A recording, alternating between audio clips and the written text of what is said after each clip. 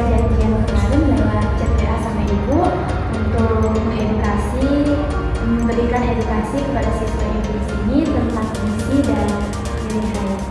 Oh, yang kemarin ya Mbak? Iya. Baik, sudah dibuka sama Mbak. Saya akan pertanyaan ya Mbak ke Alma. Mari Mbak.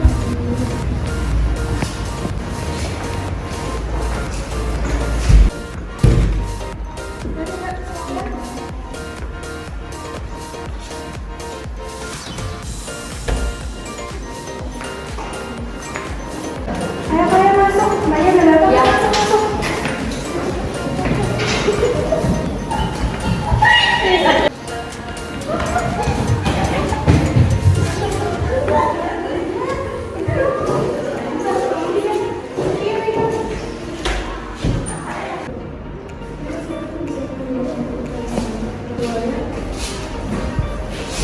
Baik anak-anak, ini umpamanya yang dari Puskesmas Kasihan Bantul sudah datang. Harap disimak dengan baik ya, jangan ada yang ngobrol. Baik, Ibu.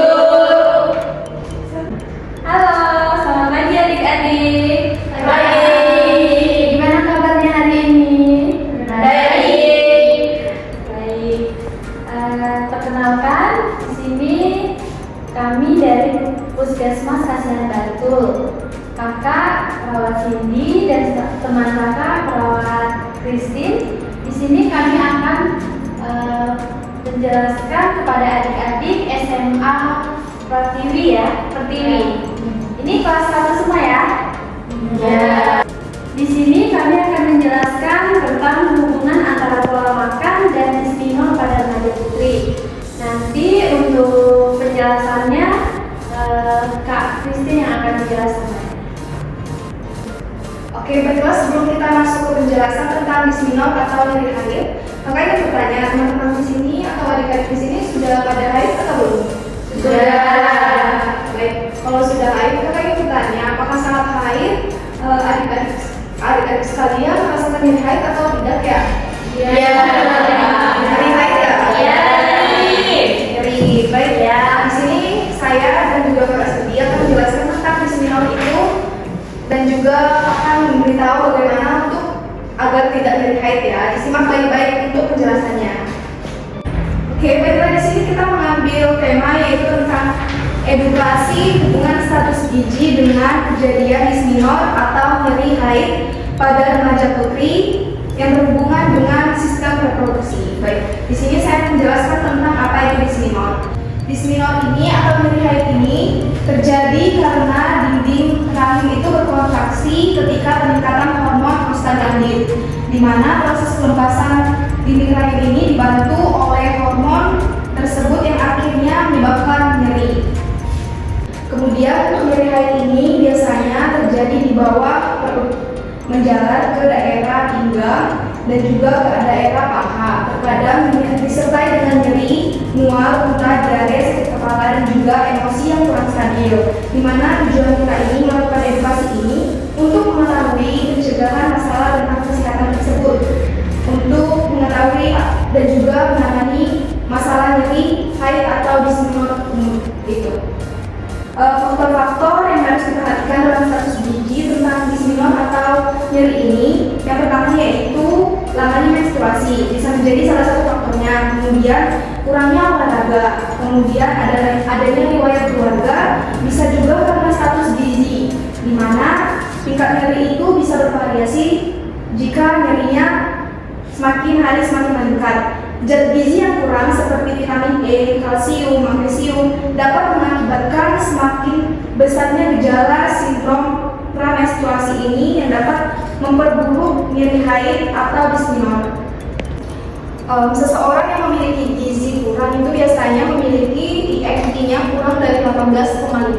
Jika dia normal itu IMI-nya 18,5 sampai 25,0. Kemudian jika dia gemuk, IMI-nya biasanya lebih dari 25. Jadi status gizi ini sangat berperan dalam sakitnya menstruasi atau bisfenol tadi, di mana jika seorang memiliki status gizi yang kurang atau terbatas, itu bisa mengganggu pertumbuhan dan juga fungsi organ yang dapat menyebabkan fungsi reproduksi. Jadi zat gizi itu sangat penting untuk sistem reproduksi untuk penjelasan dari kakak atau saya sudah selesai. Kemudian lanjut untuk Mbak Cindy untuk menunjukkan penjelasannya. Baik adik-adik, bagaimana dari penjelasan Kak Christine tadi? Apakah ada yang ingin bertanya seputar dengan penjelasan dari Kak Christine? Saya Kak. Silakan. Baik, terima kasih atas kesempatannya. Saya Hoirunisa, saya ingin bertanya apa saja makanan yang tidak boleh dikonsumsi saat haid. Baik, pertanyaan yang sangat bagus ya Kak Elisa. Tadi pertanyaannya makanan apa aja yang nggak boleh dikonsumsi saat haid ya? Ya. Baik, jika haid seharusnya kita menghindari makanan atau minuman yang mengandung kafein. Contohnya seperti kopi, teh, coklat, juga makanan yang pedas, makanan yang akan membuat jenuh.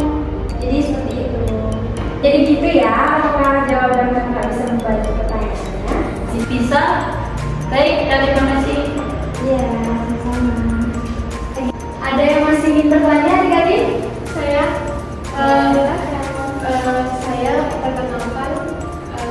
Farida. Saya ingin bertanya makanan apa yang sebaiknya harus dikonsumsi saat menstruasi ya? Terima kasih. Baik, seperti yang dijelaskan sama Kak Christine tadi tentang gizi, makanan sebaiknya kita konsumsi itu yang makanan yang bergizi, contohnya seperti buah-buahan, sayur-sayuran, daging ayam, pokoknya makanan yang mengandung gizi. Masih ada yang ingin bertanya? Saya Kak, Ya. perkenalkan untuk gizi di sini saya mau tanya, bagaimana cara mengatasi nyeri haid itu Pak? Oke, baik. Cara untuk mengatasi nyeri haid, kita bisa melakukan kompres air hangat di bagian ini, juga bisa minum yang cukup, istirahat yang cukup, makan makanan yang bergizi, dan jangan stres. Nah, gimana bisa diterima? Bisa. Masih ada yang ingin bertanya, adik-adik? Tidak ada lagi yang bertanya ya. Jadi kesimpulan daripada yang kita jelaskan tadi, hubungan antara bisminoh dan juga status gizi itu sangat berpengaruh satu sama lain. Semakin baik gizi seseorang, maka semakin berkurang rasa nyeri atau tidak ada rasa nyeri pada seseorang tersebut. Baik adik-adik, di sini kami ada brosur akan kami bagikan untuk adik-adik semua untuk dibaca di rumah ya. Ya.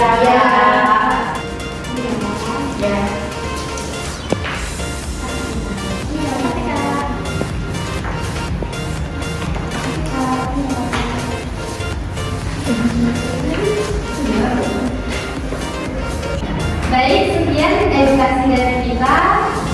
Semoga edukasinya bisa bermanfaat. Jika ada kata-kata yang salah, kami minta maaf. Terima kasih ya adik-adik.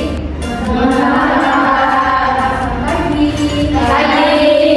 Baik, Nana apakah sudah paham dengan penjelasan mengenai tadi? Baik, Bu. Nah ya, jadi pentingnya makan makanan bergizi itu sangat penting, apalagi pas dari haid ya.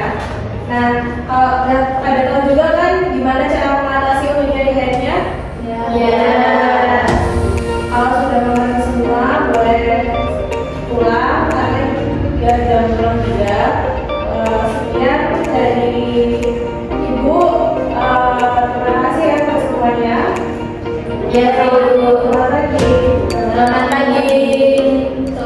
A few moments later.